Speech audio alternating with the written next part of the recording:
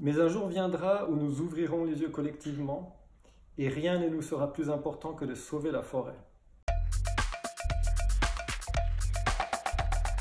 Ça fait des décennies qu'elle brûle, mais sauf que maintenant, c'est vraiment remonté à la surface médiatiquement, culturellement, politiquement. Donc on se pose vraiment des questions de fond sur l'avenir de la planète. Je l'ai vu de mes propres yeux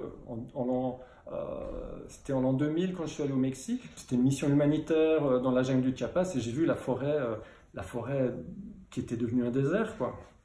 Et je l'ai revu quand je suis retourné en Amazonie en 2016. Le voir en vrai, évidemment que ça a un impact émotionnel extrêmement fort, quoi. Mais malgré ça, je trouve que c'est important de garder toujours de l'espoir, quoi. La forêt a un discours positif, en fait. Dans le livre, elle explique clairement que ça ne tient qu'à nous de faire changer tout ça et de percevoir la nature non plus comme un objet qu'on est en train de détruire, mais comme une alliée, c'est-à-dire qu'il faut s'allier à la nature.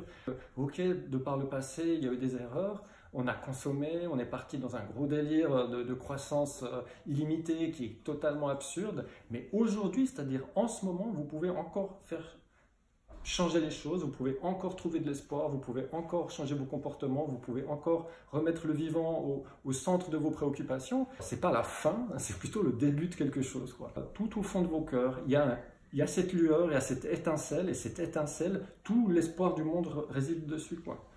Et je trouve ça magnifique.